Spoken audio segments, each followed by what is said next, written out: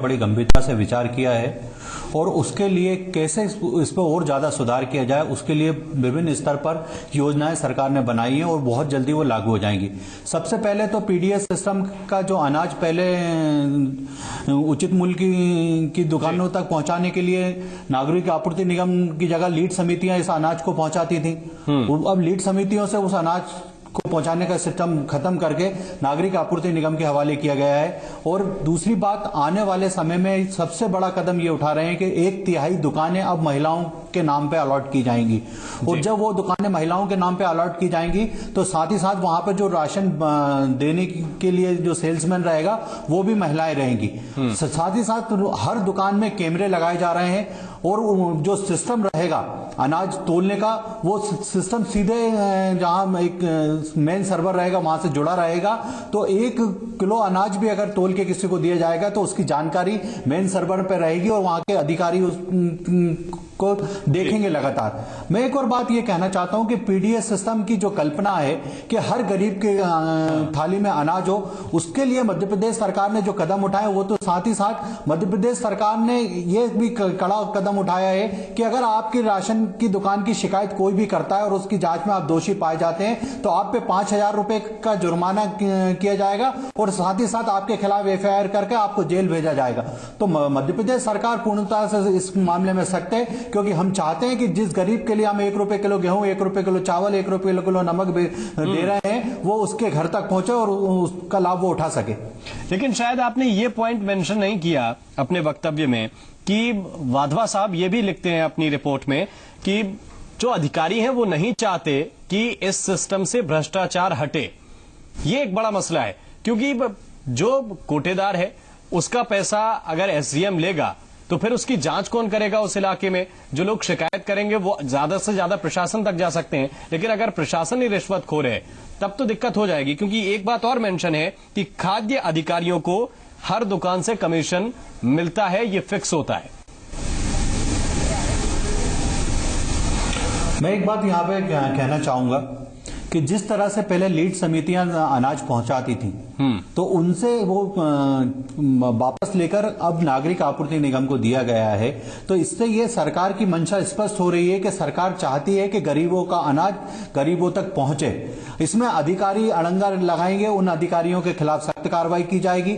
मध्य प्रदेश में किसी को भी इस मामले में बीच में नहीं आने दिया जाएगा क्योंकि गरीब मध्य प्रदेश सरकार की पहली प्राथमिकता है। उस गरीब को उसका हक मिले, उसको उसका हक का अनाज मिले, इसके लिए माननीय मुख्यमंत्री जी ने बहुत सारे सख्त कदम उठाए और पूरी सरकार उस कदमों को लेकर आगे चल रही है। आप देख रहे होंगे कि खाद्य मंत्री लगातार छापेमारी कर रहे हैं, कलेक्टर लगातार छापेमारी कर रहे हैं, कमिश्नर लगातार दौरे कर रहे हैं। तो सरकार अपने पूरी तरह से सख्त कदम उठा रही है। छापेमारी होती है, दौरे होते हैं, ये इससे इनकार नहीं है, लेकिन बात यही है कि उस छापेमारी के बाद कार्रवाई किस स्तर पर की जाती है, या फिर वो छापेमारी इसलिए की जाती है क्योंकि कमीशन अधिकारियों तक पहुंचा नहीं इसलिए फला दुकान पर छापेमारी हो गई।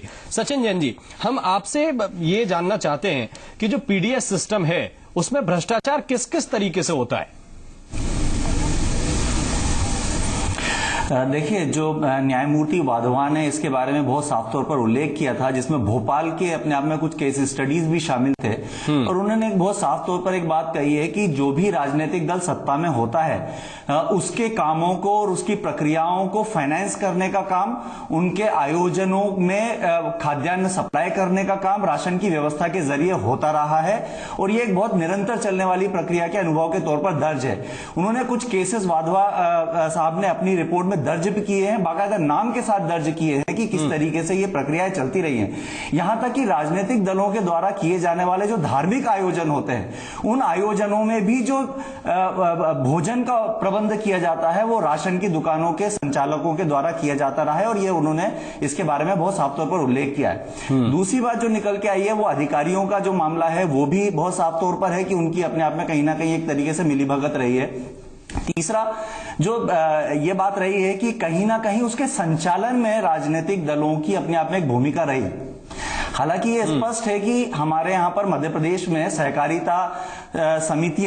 समितियां राशन की दुकानों का संचालन करती हैं, लेकिन हम सब जानते हैं कि सहकारिता का जो पूरा आंदोलन है और जो सहकारिता की जो समितियां हैं वो भी बहुत हद तक राजनीतिक दलों के प्रभाव के तहत काम करती रही हैं। वो अपने आप में राजनीतिक दलों की विचारधाराओं से स्वतंत्र नहीं है, तो उनकी भूमिका भी उसके अंदर बहुत साफ तौर पर रही है।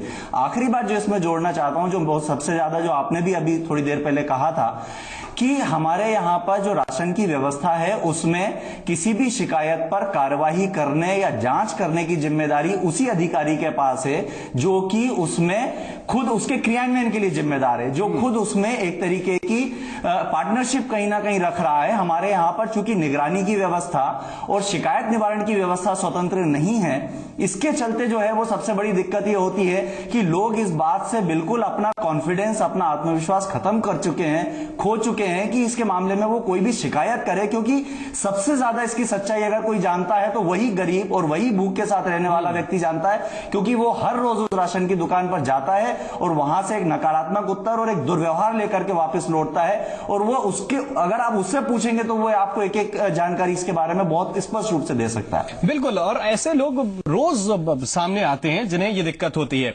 उन्हें खराब अनाज मिलता है, अनाज की जो गुणवत्ता सरकार प्रदान करती है, सरकार के कोटे से जो आता है वो चीज आम लोगों तक नहीं पहुंचती। बीच में अच्छे अनाज को सप्लाई कर दिया जाता है, जो खराब पीसेस होते हैं वो बांट दिए जाते हैं लोगों में। मैं राकेश जी एक बात और आपसे समझना चाहता हूं, जिसका जिक्र सचिन जी भी कर रहे थे, कि जो राजनीतिक पार्टियां हैं या राजनीतिक पार्टियों का जहां पर जिस निगम की बात होगी तो निगम में, जिस नगर पालिका की बात होगी वहां नगर परिषद की बात होगी, पंचायतों की बात होगी, कोटदार या फिर ये पीडीएस सिस्टम उसी दुकान वाले के पास होगा जिसकी वहां पे सरकार है या जिसका वहां पे रसूख है। एक पॉइंट ये भी कहती है वाधवा कमेटी की रिपोर्ट कि राशन दुकान संचालक सियासी पार्टियों को चंदा भी देता है। देखिए, ये बड़ा अच्छा विषय है जो वाधवा साहब ने उठाया कि राशन की दुकान के लोग चंदा देते हैं या अनियमितता करते हैं। अगर ऐसा हो रहा है तो ही सरकार इतने सख्त कदम उठा रही है कि आप देखेंगे कि जुर्माने के साथ साथ जेल जाने की वो भी है। दूसरी बात एक और यहाँ एक स्पष्ट हो जाना चाहिए कि पहले जो सेल्समैन है उसको 4,000 रुपए तनख्वाह मिलती थी जी। अब सरकार उसकी बढ़ाकर 8,000 रुपए तनख्वाह कर रही है। उसी के साथ साथ जो वहां पर जो राशन लेने के लिए लोग जाते हैं, तो पहले क्या होता था कि अगर वो कहीं दूसरे मोहल्ले में रहने चला जाता था तो वो अपना राशन नहीं उठा पाता था और इसलिए वो राशन बच जाता था। तो सरकार ने एक बहुत अच्छा कदम उठाया है कि आप किसी भी राशन की दुकान से किसी भी मोहल्ले से आप अनाज ले सकते हैं। ठीक है। साथ ही साथ दुकान को पॉइंट ऑफ सेल से जोड़ा जा रहा है कि जिससे कितना राशन आया, कितना गया, इसकी पूरी जानकारी अब सरकार के पास रहेगी। और साथ ही साथ सरकार जो ऑनलाइन जोड़ रही है ग्राहक को, और सीधे सीधे कई जगह पे आपने देखा कि 4 जिलों में हमने इसकी शुरुआत कर दी है और उसमें सीधी तरह से उनको जोड़ दिया गया है। साथ ही साथ अब जो ग्राहक है उसको और तरह से सुविधाएं देने के लिए सरकार नए कदम उठा रही है कि आपकी जो घर की महिला सदस्य होंगी हम उसको मुखिया राशन कार्ड में बनाएंगे, और जब वो मुखिया के रूप में महिला अपना राशन लेने के लिए जाएगी कि सेल्समैन कौन होगा या सेल्स वुमन कौन होगी, ये कैसे निर्धारित होगा? इसी पर यह प्रश्न चिन्ह उठा रहा है कि राशन दुकान संचालक अगर सियासी पार्टियों को चंदा देता है तो आप ये भी मान लीजिए कि सियासी पार्टियों का दखलंदाजी है, क्योंकि उसे सेल्समैन या उसे कोटदार बनाने में सियासी पार्टियां कुछ ना कुछ भूमिका निभा रही हैं। देखिए, हम जो आने वाले समय में जो प्रयास कर रहे हैं कि 1/3 दुकानें हम महिलाओं को देंगे, वो महिलाओं के जो स्वयं समूह होंगे उनको देंगे, जो वहां पर उस क्षेत्र में रहती होंगी महिलाएं और जिनका एक ग्रुप होगा, पूरी तरह से वो महिलाएं वहीं की होंगी, उन्हीं के बीच में से एक महिला उसमें सेल्समैन बनेगी। तो जो लोग वहां मोहल्ले में रह रहे हैं और जो लोग गरीब जिनके लिए अनाज सरकार चाहती है उनके घर तक पहुंचे, तो उनके लिए ये सुविधा उपलब्ध कराई जाएगी। तो जब वो महिलाएं उसका प्रबंधन करेंगी तो मुझे लगता नहीं है कि किसी तरह की इसमें गड़बड़ी की संभावना रहेगी। किसी तरह की गड़बड़ी की संभावना आपको नहीं लगता कि रहेगी। लेकिन सचिन जी, जैन जी, जो सवाल मैं खड़ा कर रहा हूं वो ये है कि कौन होगा वो सेल्समैन, कौन होगा वो कोटदार जिसके पास से ये पूरा अनाज बांटा जाएगा, ये तय कौन करेगा? देखिए, मुझे लगता है कि थोड़ा इसका संदर्भ लेना जरूरी है। एक आपने जो जस्टिस वाधवा कमेटी की रिपोर्ट का संदर्भ लिया, वो एक महत्वपूर्ण हिस्सा है उसका। दूसरी जो महत्वपूर्ण बात है कि जो सितंबर 2013 में राष्ट्रीय खाद्य सुरक्षा कानून भारतीय संसद ने पारित किया, उस कानून ने इस बात का उल्लेख किया है कि पीडीएस के तहत रिफॉर्म्स की जरूरत है, उसमें आमूलचूल परिवर्तन की जरूरत है, और वो आमूलचूल परिवर्तन वाधवा कमेटी की जो रिकमेंडेशंस हैं उसके आधार पर होंगे। और चूंकि राष्ट्रीय खाद्य सुरक्षा कानून में ही ये दर्ज किया गया है कि अब जो राशन की दुकानों का संचालन है, वो राशन की दुकानों का संचालन स्थानीय निकाय कर सकेंगे, महिलाओं के समूह कर सकेंगे, सामुदायिक संगठन कर सकेंगे। ये उस राष्ट्रीय खाद्य सुरक्षा जो अखिल भारतीय कानून है उसका एक हिस्सा है, और राज्यों को उसको आगे बढ़ाना है। तो इसमें जो बात कही गई है वो ये कही गई है कि राशन की दुकान का संचालन का काम एक महिला को नहीं दिया जाएगा, बल्कि महिलाओं के समूह को दिया जाएगा, स्वयं सहायता समूह को दिया जाएगा। और उस स्वयं सहायता समूह के चयन के लिए बाकायदा एक प्रक्रिया तय की गई है, और उस प्रक्रिया के तहत यह देखा जाएगा कि उस स्वयं सहायता समूह के सदस्य कौन हैं, उनकी क्रेडिबिलिटी क्या है, क्या वो वास्तव में इतना सक्षम है, और यदि सक्षम नहीं है तो उनकी जो कैपेसिटीज हैं, उनकी जो क्षमताएं हैं, उसको किस तरीके से बढ़ाया जाए। कुल मिलाकर के उस राशन की दुकान के संचालन की जो पूरी व्यवस्था है वो स्वयं सहायता समूह के हाथ में होगी। जब कई जगहों पर वो पंचायतों के हाथ में भ्रष्टाचार की गुंजाइश कम बनती है, आपका ऐसा मानना है, और ऐसा वाकई ठीक भी है। आप दोनों मेहमान हमारे साथ बने रहिए, हम छोटे से ब्रेक के लिए रुक रहे हैं, लेकिन ब्रेक पर जाने से पहले आपको बता दें कि छत्तीसगढ़ के रायपुर में चल रहा है छत्तीसगढ़ की आवाज का, वॉइस ऑफ छत्तीसगढ़ का ग्रैंड फिनाले। हम कुछ तस्वीरें उसकी आपको दिखा रहे हैं कि इस स्वागत में जुड़े, और स्वागत के साथ ही हम आप सबका भी यहां पर तहे दिल से स्वागत करते हैं।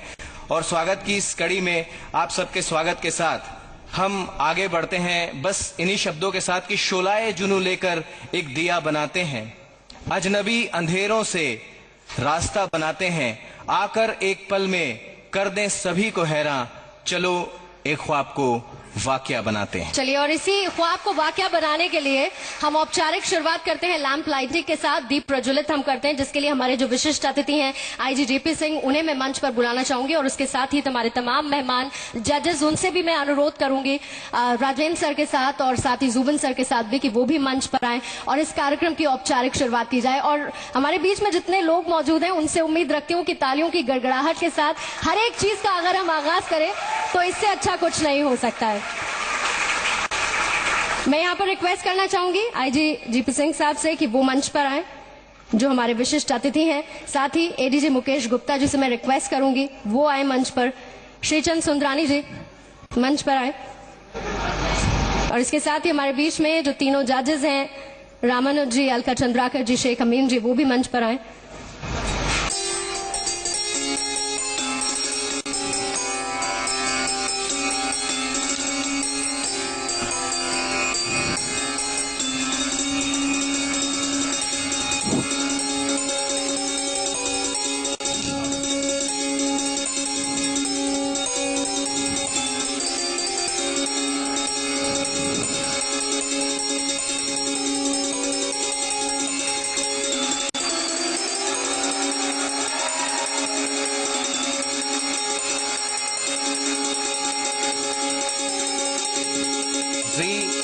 मध्य प्रदेश छत्तीसगढ़ की ये तलाश, आवाज ऑफ छत्तीसगढ़ का ये प्रज्वलित होता हुआ द्वीप बस यही कह रहा है कि ज्ञान दे, पर कितना ज्ञान है उसका न ज्ञान दे, ज्ञान का यदि ज्ञान दे तो मत अभिमान दे, मां शारदे स्वर साधकों को सिद्धि का वरदान दे। यही गुजारिश, यही ख्वाहिश लिए यहाँ पर हर वो आवाज आज आपके दिलों को छूने की, उस तक पहुंचने की कोशिश करेगी जिन्हें लेकर जी मध्य प्रदेश छत्तीसगढ़ आज यहां तक पहुंचा है। और आपकी ऊर्जावान तालियां भी इस ऊर्जावान दीपक की रोशनी हमारे उन फाइनलिस्ट तक पहुंचाए। Thank you. तो ग्रैंड फिनाले की शुरुआत हो गई है, छोटे से ब्रेक के लिए रुक रहे हैं, फौरन हाजिर होते हैं।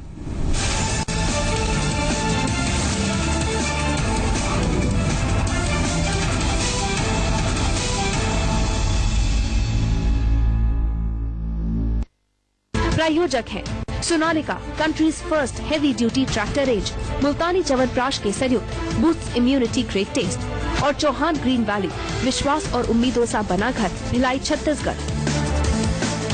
मुझे एयरलाइन में करियर बनाने की ख्वाहिश थी, पर मेरे दुबले शरीर के कारण रिजेक्शन होते रहा। न्यूट्रीगेन के इस्तेमाल से I am working with an international airline. Fit शरीर पाने के लिए आयुर्वेद न्यूट्रीगेन। अब हुआ पूरा वसूल। ओस का बलवान, जिसकी टेक्नोलॉजी इतनी बेहतरीन जो करे पूरा दम वसूल, एक भी एचपी न जाए फिजूल। पूरा दम वसूल। ओस का बलवान। प्रधानमंत्री जन धन योजना एक पहल है सबको बैंकिंग से जोड़ने की। आइए देखते हैं एक रिपोर्ट। खाता हमने खुलवा लिया, उस खाते खुलवाने से बहुत लाभ है, क्योंकि हम किसी भी एटीएम से कभी भी हम पैसे निकाल सकते हैं। यही नहीं अभिराज, इस खाते से तुम्हें 1 लाख रुपए तक का दुर्घटना बीमा भी मुफ्त मिलता है। आप भी अपना बैंक अकाउंट खुलवा कर इससे फायदा उठाएं। प्रधानमंत्री जन धन योजना, मेरा खाता भाग्य विधाता।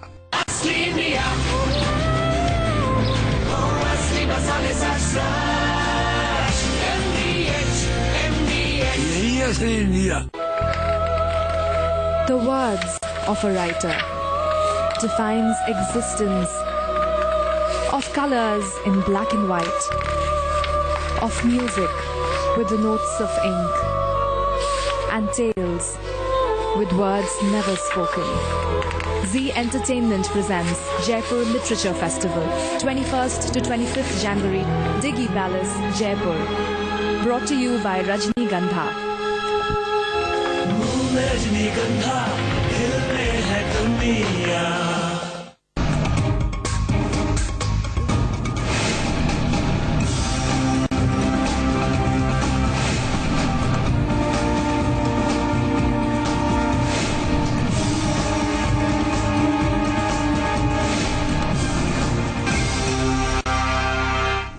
ब्रेक के बाद हाजिर हैं। पीडीएस यानी सार्वजनिक वितरण प्रणाली को देश के गरीबों के लिए 2 वक्त के निवाले का बहुत बड़ा सहारा माना जाता है, लेकिन सिस्टम की करप्शन और अधिकारियों की मनमानी के चलते गरीब गुर्बत में है और कालाबाजारी करने वाला कुनबा सुल्तान साबित हो रहा है।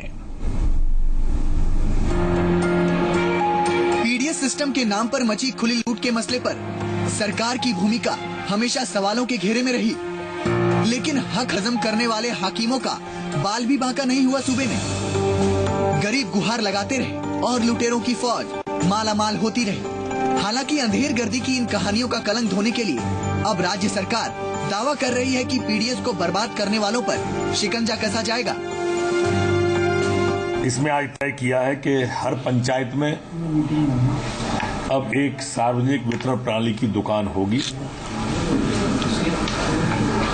काफी मेहनत इस व्यवस्था को सुधारने में की गई है। दुकानों के पुनर्गठन पर भी विचार हुआ है। दरअसल शिवराज कैबिनेट ने मध्य प्रदेश सार्वजनिक वितरण प्रणाली नियंत्रण आदेश 2014 के मसौदे को मंजूरी दे दी है। मसौदे के मुताबिक हर राशन दुकान पर पॉइंट ऑफ सेल मशीन लगाई जाएगी। समग्र नंबर के आधार पर राशन का वितरण होगा। राशन वितरण की प्रक्रिया ऑनलाइन सिस्टम से जुड़ी होगी। राशन की कालाबाजारी करने पर जुर्माने का प्रावधान किया गया है। पीडीएस सिस्टम की गड़बड़ी को दूर करने के लिए फूड एटीएम की शुरुआत करने पर भी सरकार काम कर रही है, जिसमें उपभोक्ता स्मार्ट कार्ड के जरिए राशन पा सकेंगे। हालांकि विपक्षी दलों को सरकार के सभी दावे हवाई लगते हैं। लीड सोसाइटी के दूसरे स्वरूप को हमको डेवलप करना चाहिए और वो दूसरे स्वरूप के रूप में हमने डायरेक्ट टेंडर किए हैं और डायरेक्ट माल पहले हम जिले में देते थे, जिले वाले लीड सोसाइटी देते थे, लीड सोसाइटी दुकान पर देते थे। अब वो बीच वाला सब खत्म हो गया, सीधे हमारे गोडाउन से माल उठेगा और गांव की दुकान पर जाएगा। तो मैं समझता हूँ कि कुछ अच्छी जटाना चाहिए। देखिए, मध्य प्रदेश में इसकी बहुत आवश्यकता है, क्योंकि भीषणतम भ्रष्टाचार मध्य प्रदेश में है सार्वजनिक वितरण प्रणाली में। मुझको लगता है कि जितना डिजिटाइजेशन उसका होना चाहिए, जितनी पारदर्शिता अधिक से अधिक हो, उतनी की जाने की आवश्यकता है। पीडीएस की बदहाली पर सरकार की तरफ से दावों का दौर जारी है। हालात को बदल देने के दावे भी हो रहे हैं, लेकिन दावों का क्या, वो तो बीते कार्यकाल में भी खूब किए गए थे। लेकिन दावों का हश्र क्या हुआ, इस बात से भी हर कोई वाकिफ है। अतुल पाठक के साथ ब्यूरो रिपोर्ट, जी मीडिया। तो पीडीएस में सुधार के जो कदम है वो सरकार अब उठा रही है, जबकि पिछले 11-12 साल से बीजेपी यहां पर जमी हुई है। भूपेंद्र गुप्ता जी ने हमें ज्वाइन किया है भोपाल से, अभी एमपी कांग्रेस के प्रवक्ता हैं आप। भूपेंद्र जी, स्वागत है आपका। और सीधा सवाल आपसे यही कि पीडीएस सिस्टम की जो खामियां हैं और जो जस्टिस वाधवा कमेटी ने जिन जिन का उल्लेख किया है, उन्हें आप किस तरीके से देख रहे हैं? देखिए, जस्टिस वाधवा कमेटी के बाद भारतीय जनता पार्टी को ये पहली बार महसूस हुआ है कि उनका चेहरा कितना काला और स्याह है। जिस तरीके की लूट जो है वे सोसाइटियों में भारतीय जनता पार्टी के नेताओं के माध्यम से, जो इनके जो नीचे स्तर के नेता हैं उनके माध्यम से जिस तरह का भ्रष्टाचार और लूट की गई है, उस बदनामी से बचने के लिए सरकार ये सारे उपाय सोच रही है। लेकिन जो है इसके बावजूद भी उनकी जो कोशिश है वो कोशिश यही है कि वापस फिर उसी जो है षड्यंत्रकारी जो माफिया है उसके पास फिर से ये दुकानें ना पहुंच जाएं और ये पीडीएस सिस्टम में जो है छोटी छोटी टेक्नोलॉजी इंप्लीमेंट करके वो केवल के अपनी जो है अपने चेहरे को बचाने की कोशिश तक सीमित ना रह जाए, इस पर बड़ी जरूरत है। आज मैं आपसे कहूं कि मध्य प्रदेश एकमात्र ऐसा बदनाम स्टेट है जहां पर जो है लाखों की तादाद में सरकार ने स्वयं स्वीकार किया है कि फर्जी राशन कार्ड यहां पर मौजूद है। उनके माध्यम से लाखों टन जो है अनाज खाद्यान्न रिसाइकिल हो रहा है। उपार्जन के मामले में ये सबसे बदनाम सरकार है जिसने खुद ने स्वयं ने इतने प्रकरण दर्ज किए हैं मटेरियल की शॉर्टेज के। सारी सोसाइटियां इस कांड में फंसी हुई हैं। लाखों 25-25, 30-30 लाख टन जो है अनाज रिसाइकलिंग में पकड़ा गया है, उसकी शॉर्टेज पाई गई है स्टॉक में से। तो इस सिस्टम को सुधारने के लिए एक बड़ी नियत और बड़े संकल्प की जरूरत है। बिल्कुल, बड़े संकल्प की जरूरत है। इसे केवल लीपापोती तक अगर उसी स्तर पर काम करने की जरूरत है।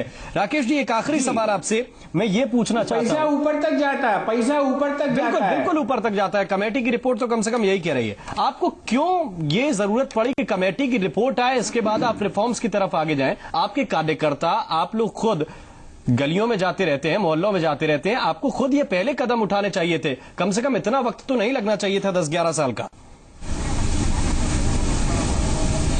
देखिए, हम लोगों ने जो शुरुआत की थी इसकी पीडीएस सिस्टम की, तो उस समय भी ये हुआ था कि महिलाओं के समूह जो थे मोहल्लों के, उनको ये दुकानें उचित मूल्य की दी गई थी।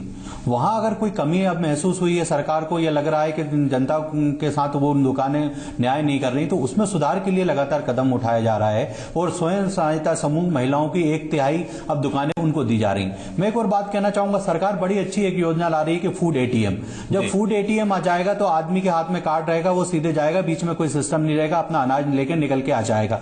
दूसरी बात, एक और सबसे बड़ी बात अभी जो निकल के आई कि जो दुकान संचालित करता है उसकी सबसे बड़ी मांग रहती है कि हमें कमीशन कम मिलता है और अन्य सामान बेचने की हमें अनुमति दी जाए। तो सरकार अब ये भी दोनों कदम उठा रही है कि उनका कमीशन भी बढ़ा रही है, साथ में उस दुकान में अन्य सामान बेचने की अनुमति दे रही है। उसमें सिगरेट, बीड़ी, पान मसाला, गुटखा, इसकी अनुमति बेचने की नहीं रहेगी, पर अन्य जो सामान रहेगा जैसे तेल हो गया, साबुन हो गया और जो रोजमर्रा की जरूरत की चीजें, वो अगर बेचेगा तो उसकी आय का साधन बढ़ेगा और हो सकता है कि जब उसका आय का साधन बढ़ेगा तो ये जो छोटी मोटी कमियां हो रही हैं वो भी दूर हो जाएंगी। लेकिन इसकी कोई गारंटी नहीं है कि ये कमियां सारी दूर हो जाएंगी। बहरहाल बहुत बहुत शुक्रिया आप सभी मेहमानों का हमें ज्वाइन करने के लिए डिबेट एट 8 में। और आखिरी बात यही है कि अगर पीडीएस सिस्टम को दुरुस्त करना है तो जरूरत है मजबूत इच्छा शक्ति की। लेकिन अगर कोई जस्टिस वाधवा कमेटी की रिपोर्ट आई, उसके बाद अगर सरकार रिफॉर्म्स की तरफ आगे बढ़ रही है, तो यही माना जाना चाहिए कि कहीं ना कहीं इस रिपोर्ट के आधार पर अब ये दिखाने की कोशिश हो रही है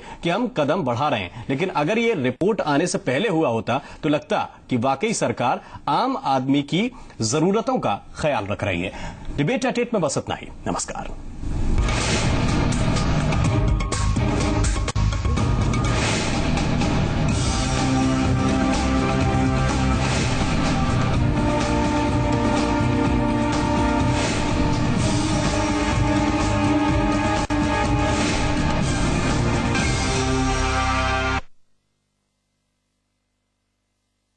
लोग मुझे लकड़ी, हड्डी, पेंसिल, स्केल और पता नहीं क्या क्या बुलाते रहते थे।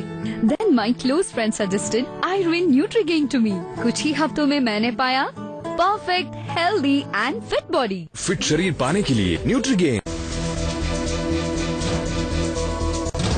अब हुआ पूरा वसूल। ओस का बलवान, जिसकी टेक्नोलॉजी इतनी बेहतरीन जो करे पूरा दम वसूल, एक भी HP न जाए फिजूल, पूरा दम वसूल। ओस का बलवान। दादाजी, मैं जीत के ही आऊंगी। क्यों नहीं बेटे? दीदी क्या बनाओगी? चने। Thank you. मैं जीत गई दादाजी। जीतना ही था। दीदी आप नहीं, MD है। यही तो है, MD चना मसाले का कमाल। नियो मेरे लाल, योगा का योग है boss. Ready CD and go. तीनों एक से बढ़कर एक। Honda dream series. देखो देखे जमाना, पंछी उड़ा जाए रे। कहीं सियासी सरगर्मी तो कहीं विकास की लड़खड़ाती रफ्तार, कहीं आम रास्तों की हलचल तो कहीं आम आदमी के सरों का। सभ्यता, खेल, व्यापार या कला जगत से खबरें सिर्फ मध्य प्रदेश से। देखिए MP स्पेशल रोज सुबह 7 बजे। प्रायोजक हैं लक्स इन्फर्नो क्विल्टेड थर्मल्स। सर्दी भगाओ, मॉडर्न हो जाओ। सितारों की चाल, राशियों का हाल, ग्रहों का कमाल देगा आपका साथ। आज चमकेगी किस्मत, रोज सुबह 8:30 बजे सिर्फ जी मध्य प्रदेश छत्तीसगढ़ पर।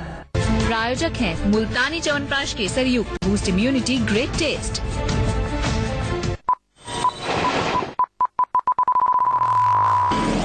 मध्य प्रदेश के हर शहर का हाल, प्रदेश के कोने कोने पर नजर, हर जिले की खबर, तेज रफ्तार खबरें लगातार, 25 मिनटों में 25 खबरों का नॉनस्टॉप डोज। 25 मिनट 25 खबरें, सुबह 9 और 11 बजे, शाम 7:30 और रात 10:30 बजे, सिर्फ जी मध्य प्रदेश छत्तीसगढ़ पर। प्रायोजक हैं लक्स इन्फर्नो क्विल्टेड थर्मल। सर्दी भगाओ, मॉडर्न हो जाओ। फोर्टिफाइड सोयाबीन तेल, फोर्टिफाइड का निशान देकर ही खरीदें। और ड्रीम सीरीज फ्रॉम होंडा।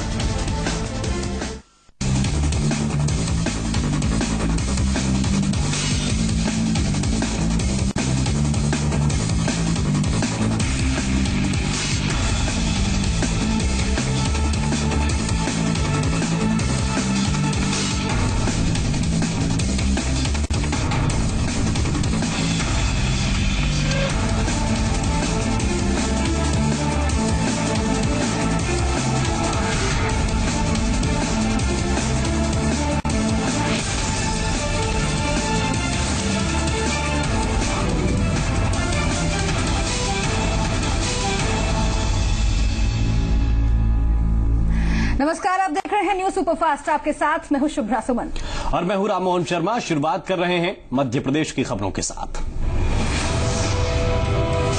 चाहे जितना पैसा खर्च हो, खर्च करो, लेकिन चुनाव जीतो। जीत के ये अजीबोगरीब मंत्र सज्जन सिंह वर्मा ने इंदौर में पार्टी प्रत्याशियों को दिए हैं। सज्जन सिंह वर्मा ने कहा कि पैसा स्वाभिमान से बढ़कर नहीं, लिहाजा चुनाव के लिए पैसा खर्च करने में कंजूसी मत करना। MP बीजेपी में अंतर कलह रोकने की जिम्मेदारी कैलाश विजयवर्गीय को सौंपे जाने पर कांग्रेस ने चुटकी ली है। कांग्रेस के पूर्व सांसद और निकाय चुनाव समिति के प्रभारी सज्जन सिंह वर्मा ने बीजेपी आलाकमान के इस फैसले को विचित्र निर्णय बताया।